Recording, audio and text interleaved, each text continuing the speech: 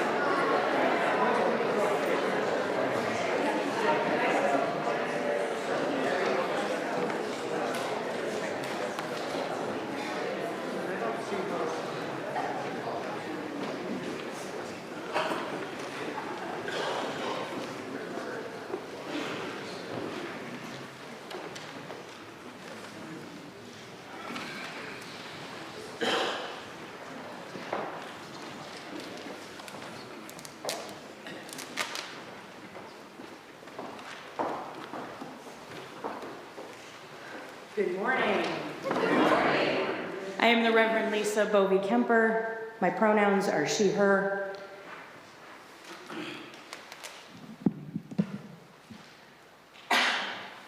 Challenged by our liberating faith, we discover deeper spiritual meaning, nurture. Is that loud? Yes. It feels loud to me. Okay. Thank you, Greg. I appreciate it. Usually I can't hear myself quite that much. In this community, challenged by our liberating faith, we discover deeper spiritual meaning, nurture loving community, cultivate courageous connections, and partner in the work of justice. Welcome to each and every one of you here in person and on the live stream. We're pleased to have guests and newcomers with us in both places. I encourage you to reach out to our Director of Member Relations, Kelly Green, whose email is on the screen, and she is right here in front of you. If you would like more information about the congregation and how to get connected. We have large print orders of service, personal hearing assistance devices, and an elevator available. There's also a hearing loop in our alternate worship space, the Bernstein Room. We have coloring pages and fidgets for all ages in the vestibule if that is useful to you or to your children. A couple of announcements. After the service, I saw Kurt. Does it start at 11:30? Yes. Okay. After the service at 11:30, there is a special congregational meeting to vote on some changes to the bylaws related to voting and what present and voting means. So we hope that those of you who are voting members of the congregation will be here for that. It's an important moment to participate. I also want to let you know that next Sunday is Easter and there will be some festivities after the service. So come prepared for that. And we will also have the brass performing and the choir, and it will be lots of wonderful music and reflections. And I also want to let you know that on August. Sorry, I'm really discombobulated by the freezing cold weather this morning, so I guess I'm hoping for summer. On April 7th, we have a special guest coming into our pulpit. His name is Reverend Fred Small. If you are familiar with the song Everything Possible, which is in our Teal hymnal, we've been singing it for 40 years about, and it has been made into a children's book. And so Fred is doing a book tour. It has become an anthem for queer folks and for parents who support their children in becoming who they are, who want everything possible regardless of gender or sexual orientation, etc. So Fred did a book tour in Florida and is now doing a book tour in North Carolina, knowing that we here need that message. And so he is coming to play his music in the service, and he and I will be doing the service together, and he will be selling and signing books in Freeman Hall after the service. I hope you'll be able to be there for that on Sunday morning the 7th. Again, a warm welcome to each and every one of you, whether you are here in person or joining via live stream. Whether today is your first or your 1000th Sunday in our midst, we are stronger because you are here. We are one people of many beliefs, origins, identities, and genders. We are all growing, all learning, all loved. And now I invite you to take a deep breath and settle in as our service begins.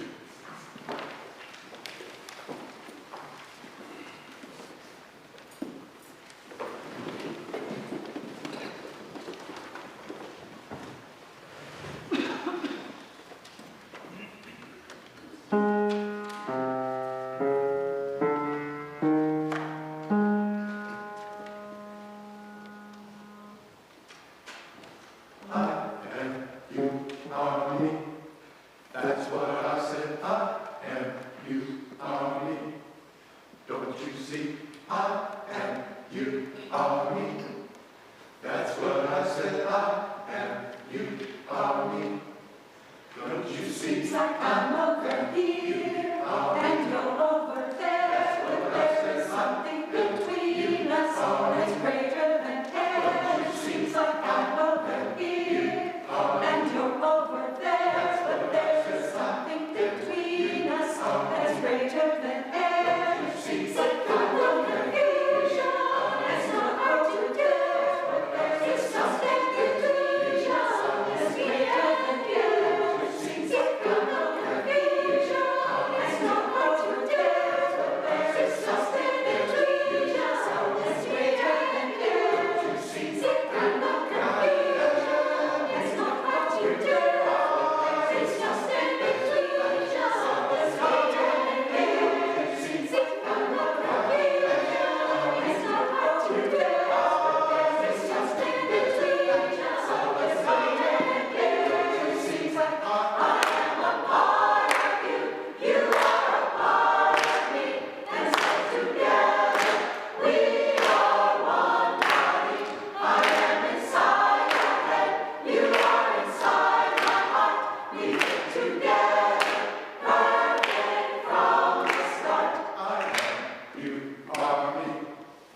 That's what I said, I am, you are me. Don't you It see? seems like I'm over here and you're over there, but there's something between us that's greater than air. Seems like I'm over here and you're over there, but there's something between us that's greater than air. Seems like I'm over here, it's not hard to dare, but there's something between us that's greater than air. Seems like I'm over here, it's not hard to dare, but there's something between us that's greater than air. Seems like I am a part of you, you are a part of me, and so together we are one body. I am inside your head, you are inside my heart. We fit together, perfect from the start. I am a part of you, you are a part of me, and so together we are one body. I am inside your head, you are inside my heart. We fit together, perfect from the start. I am a part of you, you are a part of me, and so together we are one body. I am inside your head, you are inside my heart. We fit together, perfect from the start.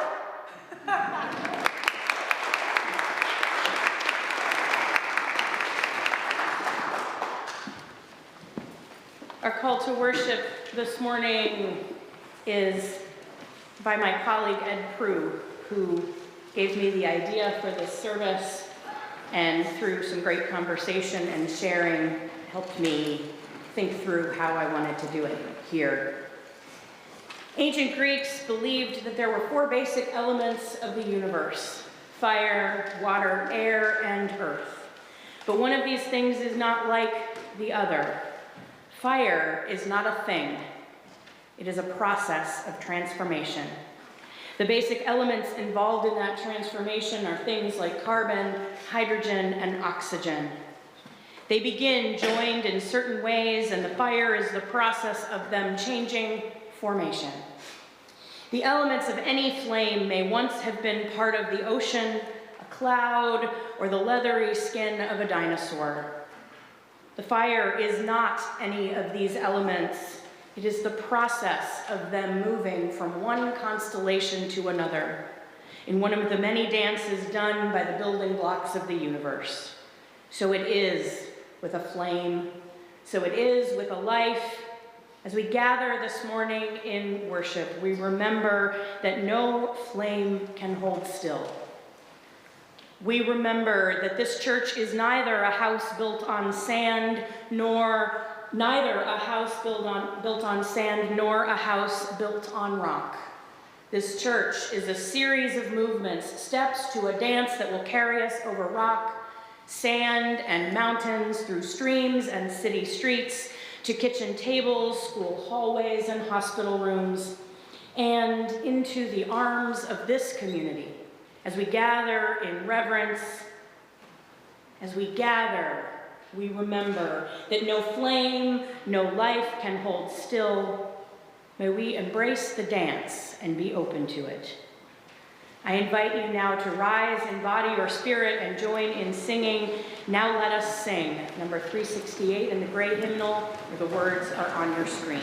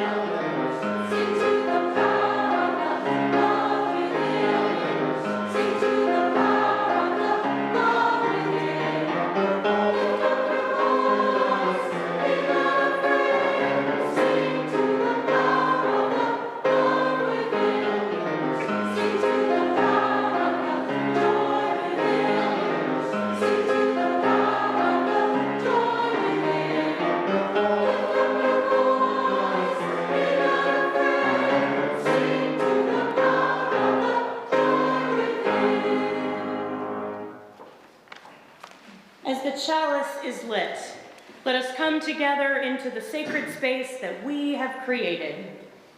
Let the cares of the week fall away and know that here is a place for quiet, reflection, for a pause in our lives, for breathing into our true selves.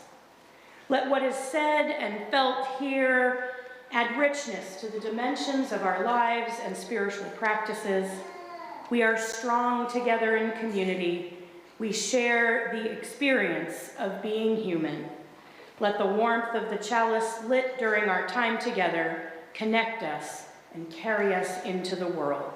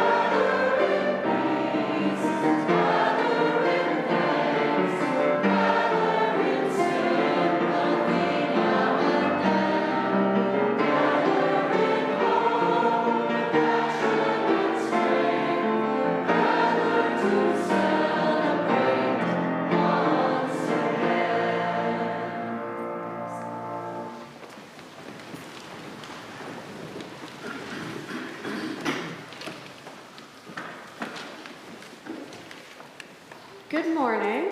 Good morning. I am Kelly Green. My pronouns are she and her. I will be reading Meditation on Attention by Nancy Reed McKee. Sit and rest a minute. Take several deep breaths in and out again, calling your attention to this space. Pay attention to where you are right now. I mean, where you are, and where you are. You are here, in this community, in this sanctuary, in this state, in this country, on this beautiful blue planet, whirling through the tailspin of a galaxy. You are unique. You are made of cells and hormones. You are a mix of thoughts, emotions, values. You are the inheritor of your parents and ancestors' dreaming. You are part of the human inhabitants on this earth. You are. You exist. You are breathing. You are still. You are connected. You are present. You have a holy spark inside you. You are here now. You're paying attention. Blessed be.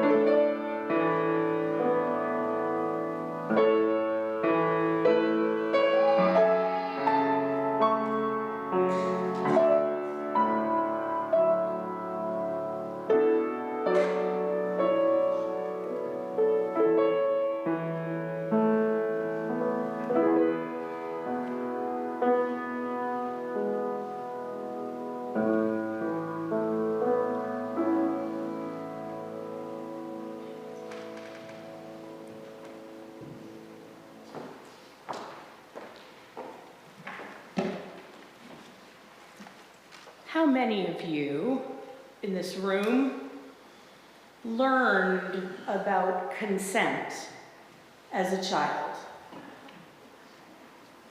A few, but mostly not, right? When my children were in daycare and in their early elementary years, they learned that they have a space bubble around them. They have a bubble of space, and nobody is allowed to come into that space without permission. I did not learn that as a child. I did not learn until later that my body belonged to me. There are, of course, exceptions like emergencies and doctors and parents when there is a healthy need to help or whatever.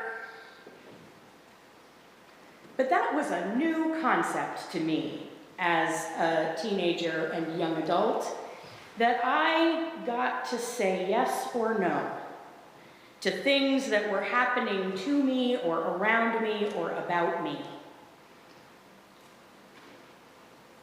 And I think that consent is a really important piece of who we are and what we do as Unitarian Universalists.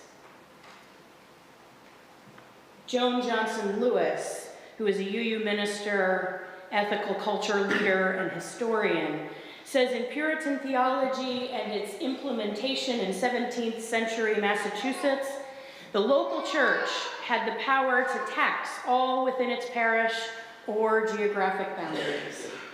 But only some people were covenanted members of the church. And only full members of the church in this day and age, in that day and age, also free, white, and male, had full citizenship rights. But there was a covenant to which you had to say that you were a part of. You had to join it voluntarily.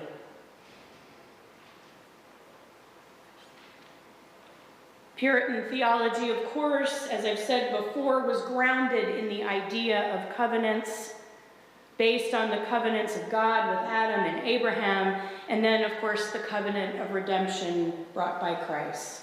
But those covenants, that idea of the voluntary covenant, became core to who we are.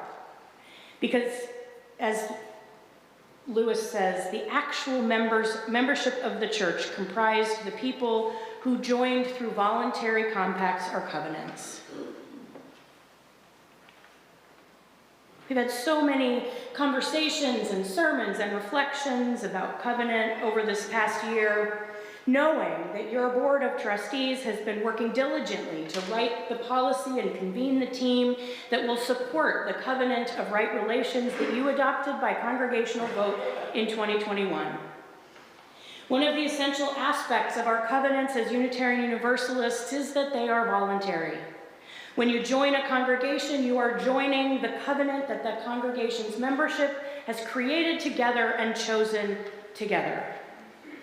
When a new member joins, they consent. They freely choose to become a member of this community, to join the covenant, the norms and expectations freely chosen by all of you who are already here. I'm grateful to my colleague Ed Prue for sharing this idea of a recovenanting ceremony. And this next bit of my words, of my reflection, is mostly his words, with a few adaptations that I've made for our context. Today, I invite you to join this church. Wait, what? Many of you have already done that. Some of you are not ready to join officially yet. Some of you are setting foot in this space for the first time today. But for those of you who have signed the membership book and officially joined the church, the community, it's true. You did already join. But today, I invite the you that is here with us now. The you that walked in the door this morning, the you that rolled into this room this morning, the you that signed on to the computer and clicked on the live stream. I invite you to join this community that opened its doors this morning, because every time you move through those doors or click on that live stream, it's a different you. Maybe only slightly different. Maybe you cut your finger this week and you have a Band-Aid on your finger. Maybe that's the only difference between the you that came through the door last week and the you that came through the door this week. Sure, you're a week wiser, but not all weeks are the same. Some weeks real excitement can come from watching The Price is Right and guessing how much the milk duds cost. That is to say, not very exciting at all. Some weeks are full of joy, the week your child spells her name for the first time or gets married, or the week you get a new job or a new girlfriend or learn to ski, or learn that skiing isn't really your thing. Other weeks are full of wounds, like the week a loved one dies, or you lose a job, or the electricity gets turned off, or you don't have enough money to buy gas to get to work. Some weeks are like that. Most weeks aren't. Most weeks are more Price is Right than they are heaps of joy or clouds of pain. But every week you walk through these doors, you are a new you. New to you and new to us. And the congregation is the same way. The congregation swirls like leaves in one of those tiny little tornadoes that pop up on the front lawn or in your driveway. Something happened to you this week, even if it was just a Band-Aid and the price of milk duds.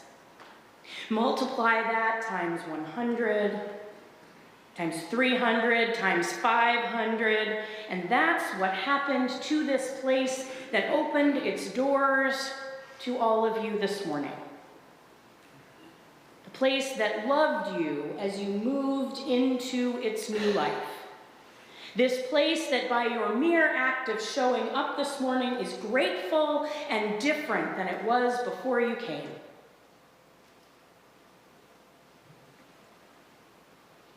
Here in this congregation, you, the members of this community, we mark when you become a member.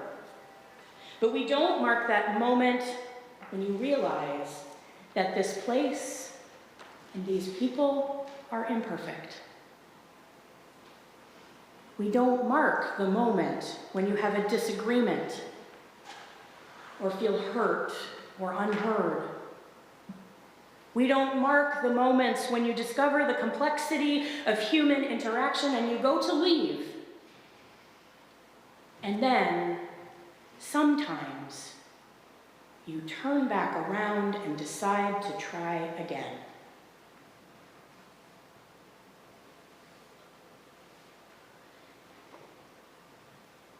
I wish we had formal ceremonies to mark those moments in our congregations, with our best friends, in our neighborhoods, in our social justice projects. That moment of I recommit, but not unconditionally. I'm coming back to you, but not to the dance that we were doing before. We need new steps. Something has changed. I want to be more than a tenant on this land and more than a conqueror. I want to be more than a proud citizen or a disillusioned one. I want to be part of a built and rebuilt and broken and rebuilt and patched and rebuilt and smashed and rebuilt community.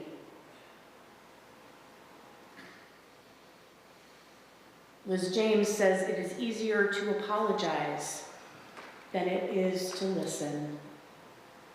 Apologies can have a way of ending conversations.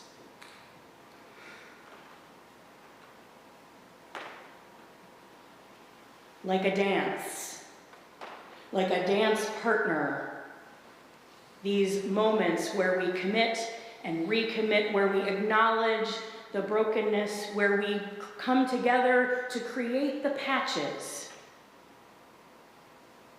to pick up the pieces that we may have broken, to apologize and mean it, and to listen for what comes next. You have worked hard in these almost 2 years as you are coming to the point where you will have a candidate announced for your settled minister. This is the point at which we start looking at what are the things that you have accomplished, what are the hard things that you have done, the patches that you have created together, and where will you go next? What will you dream together with your new minister? What will you imagine that you couldn't have imagined 2 years ago, or 5 years ago, or 20 years ago?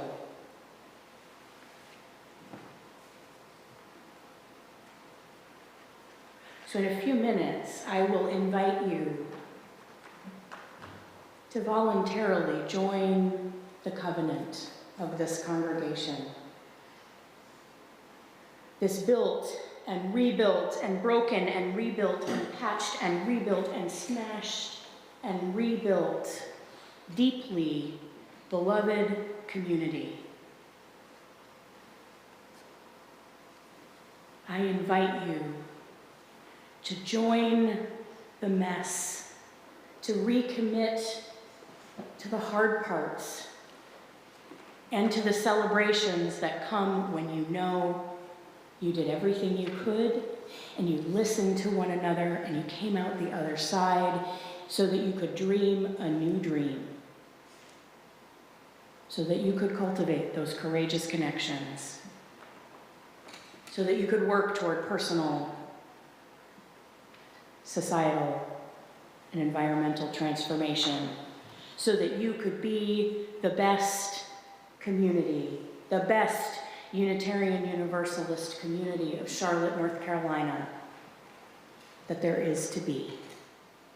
Because it's a real and honest community that listens and struggles together and dreams together.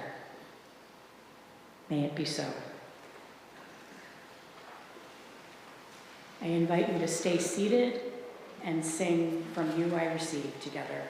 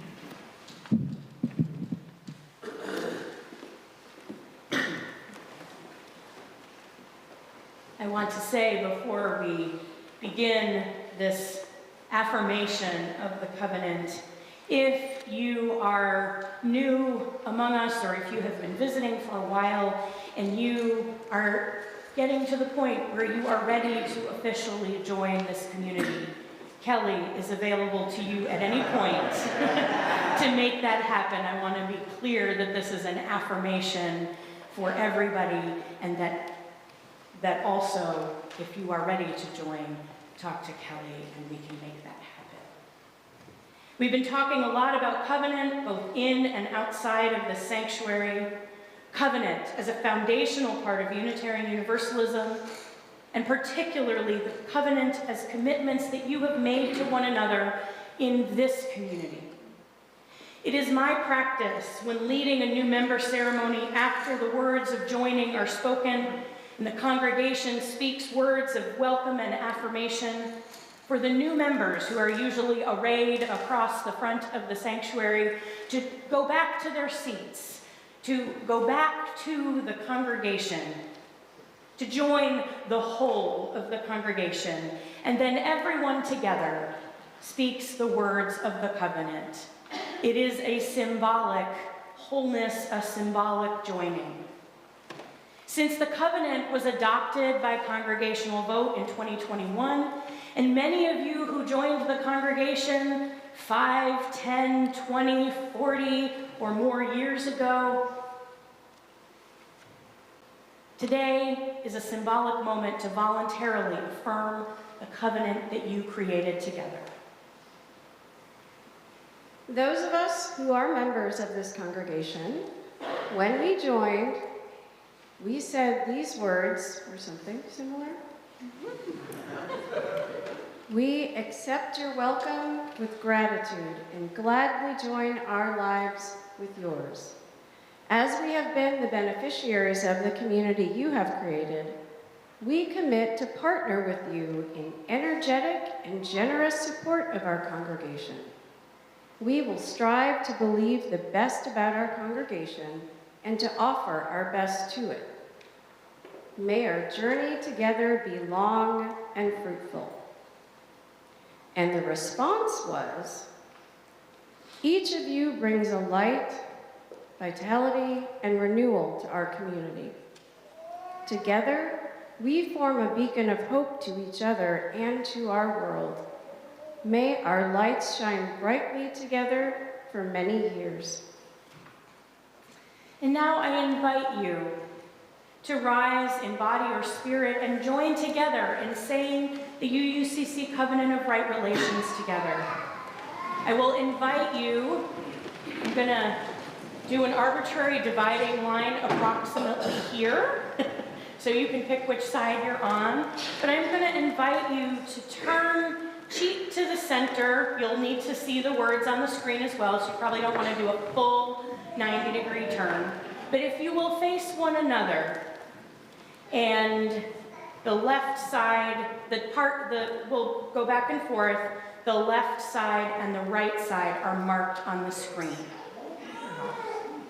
So turn to the center and speak to one another.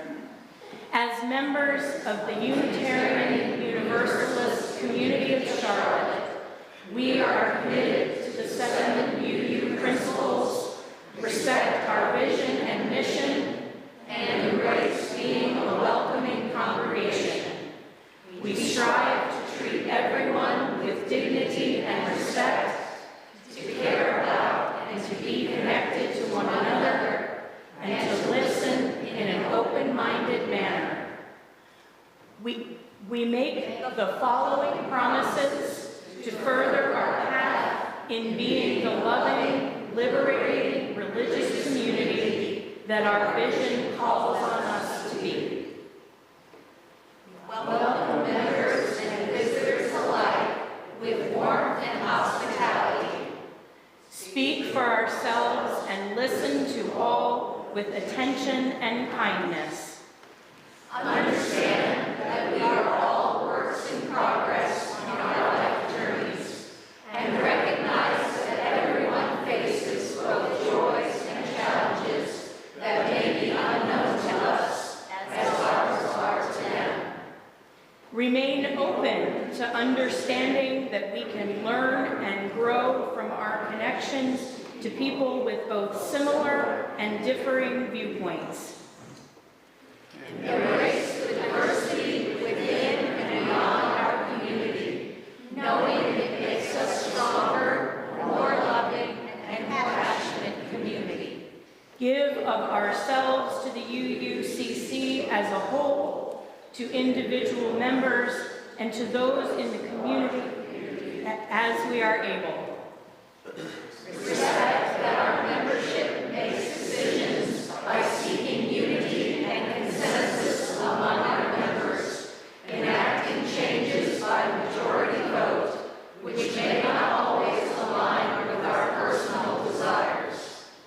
Accept reminders of our covenant when other people may feel that we are failing to adhere to these promises. Committing to resolve conflicts by engaging in potentially difficult conversations without straying from our promise to treat each person with love, respect, and dignity. Friends, in the years to come, remember these words, return to them, and remember that communities like this one must be tended with care. When new folks join you, welcome them in and celebrate not just what they bring to the community, but how to embrace the change that may come with them. And always, always remember that each of you brings a light, vitality, and renewal to our community, Together, we form a beacon of hope to each other and to our world. May your lights shine brightly together for many, many years. May it be so, friends. Amen, and blessed be.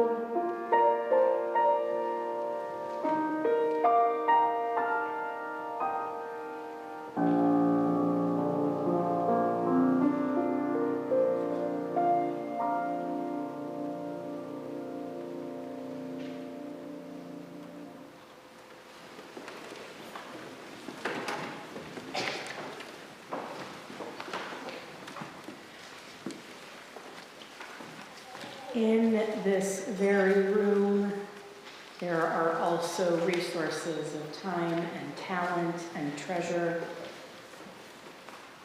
We will collect an offering this morning, grateful to our members who pledge financial support and make regular contributions to sustain the work of this community.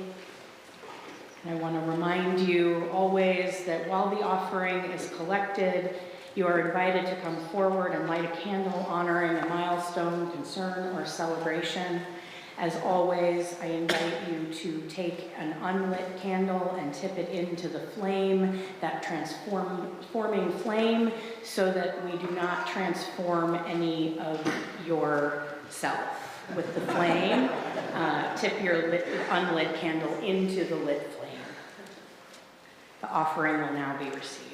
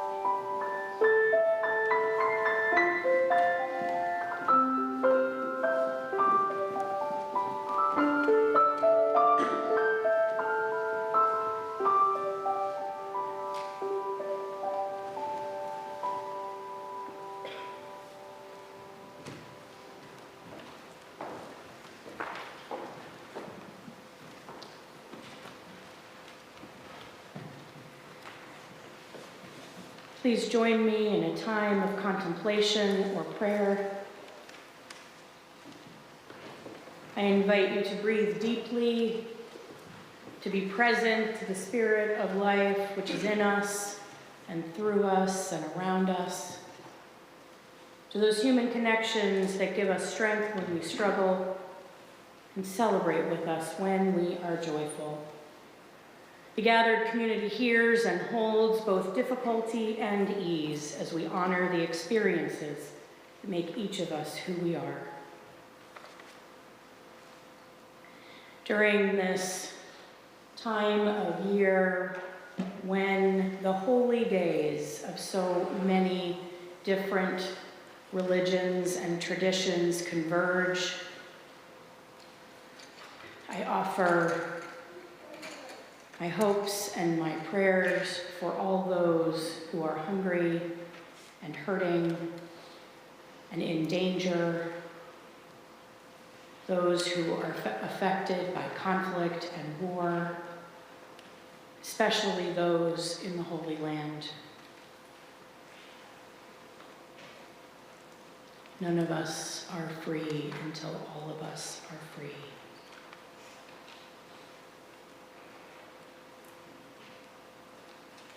For all those sorrows and joys, those milestones, whether they be Band-Aids, or deep and abiding heartbreaks, we honor all of that complexity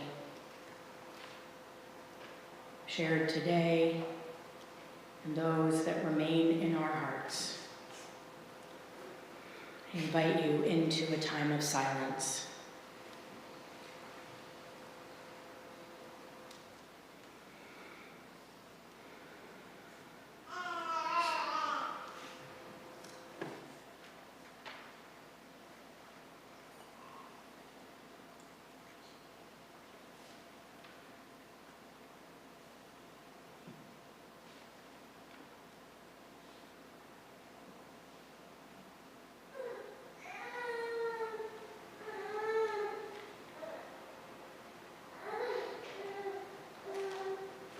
Beloveds, we build on foundations we did not lay.